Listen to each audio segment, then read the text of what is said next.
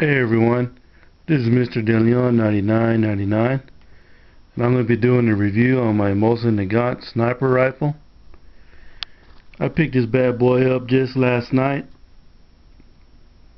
and this is a PU scope right here, and this is a solid stock on this rifle.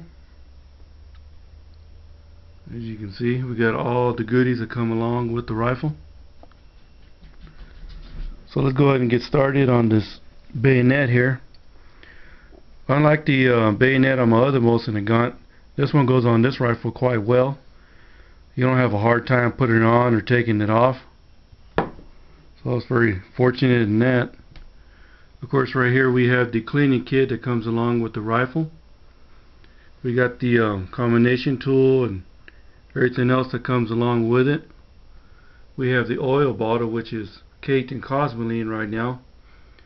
Now what I'm going to do here, guys, is I'm going to clean out this bottle inside and out, and I'm actually going to put some cleaning chemicals inside of it.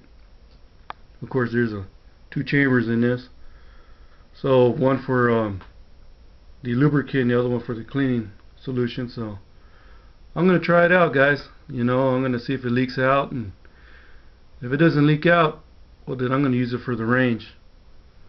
These things worked in World War II. Why not now? But I'll let you know how it works out, guys. So back to the rifle here. Like I said earlier, this is a PU scope, and this is a reproduction. We have the Soviet symbol on top, as well as the leather lens caps here.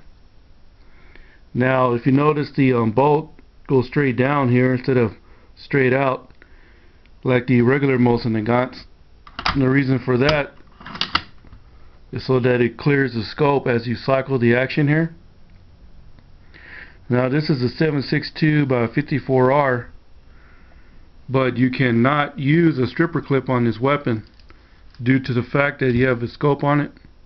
So you have to load these bad boys one at a time.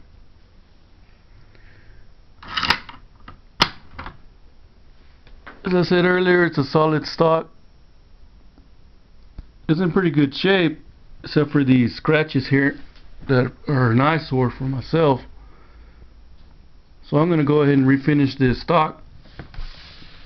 So I'm going to go ahead and take this gun apart this weekend and remove all the cosmoline and lightly sand with some steel wool on the stock here, because I don't want to lose none of the markings on the stock here.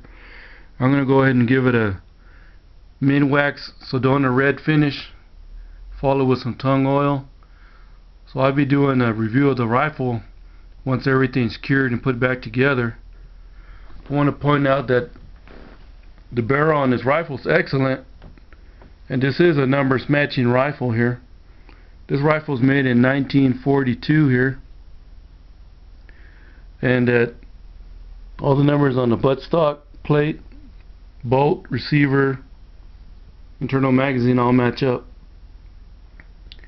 So I was very fortunate in that aspect too. So let me go ahead and set this camera down here for a second, guys. I'm going to go ahead and turn this rifle around so you can see how they mounted the scope to this rifle here. Just bear with me here.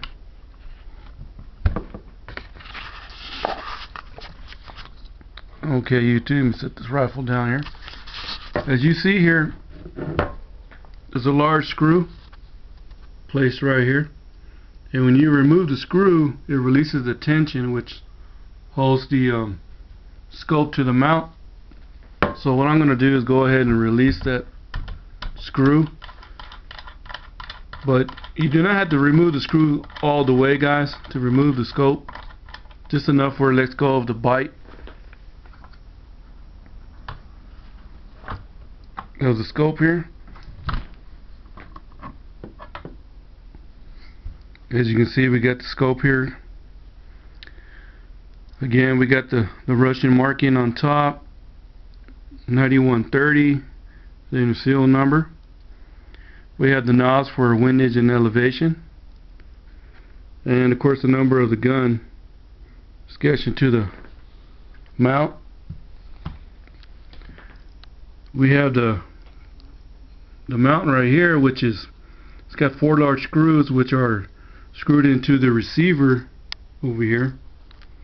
You can see where the material was cut out so the mount could be placed on the gun.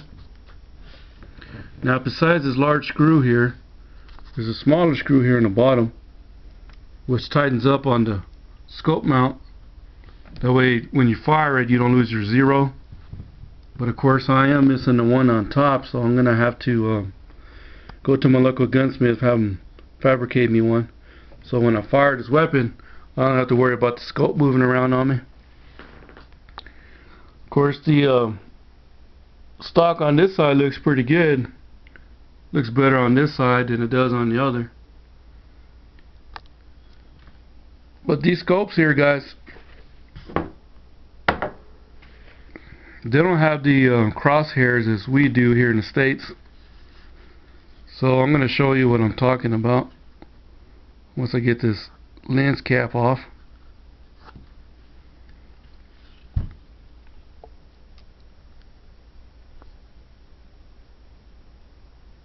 As you can see, guys, you don't have the crosshairs, we just have the hair on the bottom. There's the ones on the left and the right. That's the way these things were made. I can't wait to try it out on the range. Hopefully I have this gun refinished by sometime in the middle of next week, and of course I'm going to give it time to cure out before I take it out to the range and give it a whirl. Of course we have a certificate or paperwork that came with the gun here.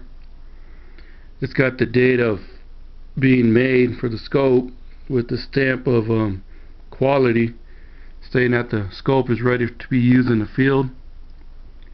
We also got the modification here, which is on top there, and the rest of the specs on the scope. So I can't wait to get started on this gun here. The barrel is very nice on this gun. Of course I expect to have a lot of cosmetic removal on this firearm, but that's to be inspected on a purchase of a Mosin nagant, because the things always come with all that stuff on there. I mean, my other Mosin nagant didn't have that much cosmeline on it, but I don't know about this one. I haven't cracked it open yet. But I want to take the time to thank all of you who subscribe to my channel. I appreciate it. I appreciate it if I get some more subs. If you have any comments or if you'd like to rate my video, I would appreciate that as well. And this is Mr. DeLeon 9999, and I am out.